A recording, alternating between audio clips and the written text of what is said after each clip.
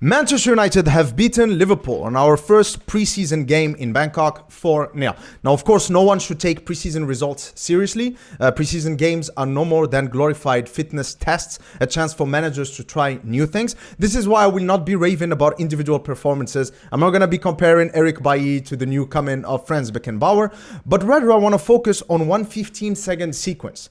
A sequence that shows clear evolution of the Manchester United players as a team and as individuals from what we've been used to in the past season. Now, the reason why it's very important to focus on patterns of play, because patterns of play are irrespective of the strength and the readiness of the opposition. It doesn't matter which team you are playing against. It doesn't matter if you are playing Liverpool in a preseason game or a full-strength Liverpool team in March.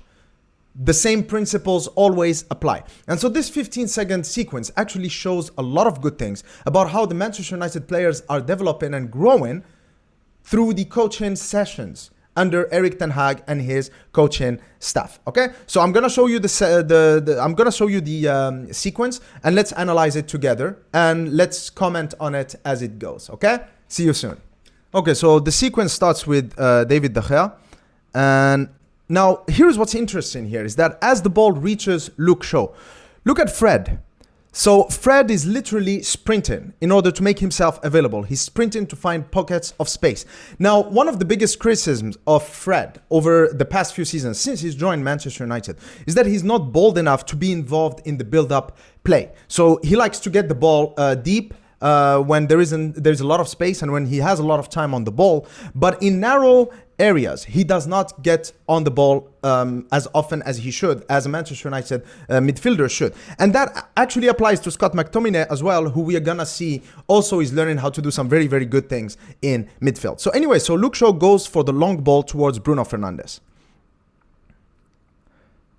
Now, as you can see, as Bruno Fernandes is controlling the ball, there is something really interesting here. Look at how compact Manchester United are around the ball, where the area where the ball is, right? So around Bruno Fernandes, there is, of course, Fred and Scott McTominay, but also Anthony Martial and Marcus Rashford. Now, why a compact, narrow shape is very important? Because, first of all, it allows you to keep the ball because the passing lanes are clear, the players are close to each other. That means that there is a higher success rate of passing.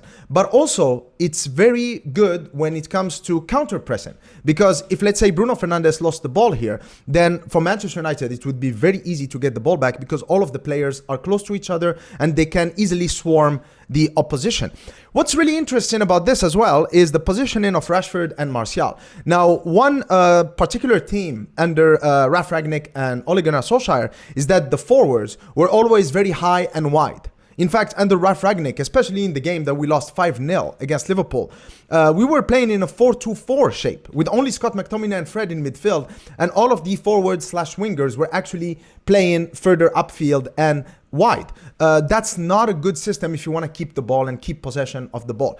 So here, Martial and Rashford are coming in deep to be involved in the build-up play as much as possible. They want to touch the ball as much as possible. The more they touch it, the more they can make things happen. Now, of course, there is one forward that's missing, and it's, of course, Jadon Sancho, who is all the way down there on the right-hand side. And the reason why they are doing that is because they want to create fluidity, but also be kind of inconsistent with the way that they approach the build-up play to make it unpredictable for the opposition.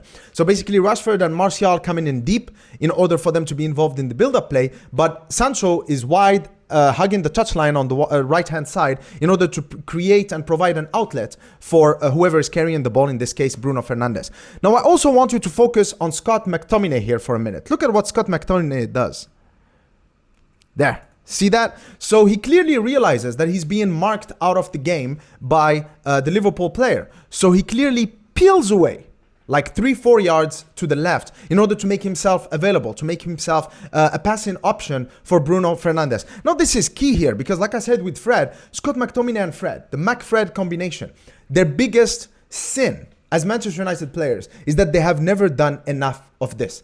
Our midfield is very static, very predictable because Fred and McTominay are not very mobile.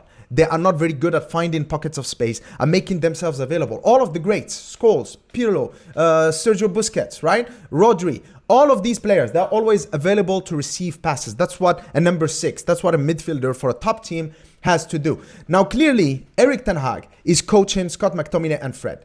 trying to have them improve on this weak area of their game. So anyway, so Bruno Fernandes picks the long crossfield ball to Jadon Sancho. Now, as you see, before Jadon Sancho even gets the ball, Diogo Dalot starts sprinting. 80-yard full-on sprint, because he knows the moment that Jadon Sancho gets the ball, he's going to need his support. Proactive play. Now, of course, Jadon Sancho laid it off for him. And then, of course, Diogo Dalot shot hits the post. But what's interesting about this, look, one other interesting thing about this is, ta-da, in the penalty spot. Who's that? Anthony Martial and Marcus Rashford. They're sprinting to the penalty spot to make themselves available. 3 seconds ago, where were they? They were in the halfway line. Now, 2 months ago, if you asked any Manchester United fan about Rashford and Anthony Martial, they would say the same thing. They're not focused, not determined, they are lazy. That's what they would say. Clearly, these players are evolving. Because remember, a long time ago, I've made an analogy about what's happening at Manchester United. It doesn't matter how great your seeds are, if the soil is toxic, they will never grow into fruit-bearing trees. The past season was toxic. But Anthony Martial and Rashford are amazing seeds. And now, Erik Ten Hag is he's fostering a very positive environment. And so these seeds are really gonna come into life and grow into the players that we all think they can. Clearly, they are playing for the manager. They are playing for the badge. And this is all positive changes. So from this video, what we can see is, first of all, smarter tactical positioning and tactical awareness. Then there is proactive play. The players are not waiting to see what happens. No, they are actually creating play by making smarter movements, like Fred did, Scott McTominay, and Diogo Dalot. And also it shows higher fitness levels and also more determination and drive from the players. So this is all credit to Erik Ten Hag and his coaching staff. They are clearly working on how to improve the players in the training pitch before we even think about how new recruits and new transfers can improve us. So anyway, what do you guys think about this analysis of this 15-second sequence? Please let me know what you think about that in the comment section below. Are you optimistic about Manchester United next season? Cheers.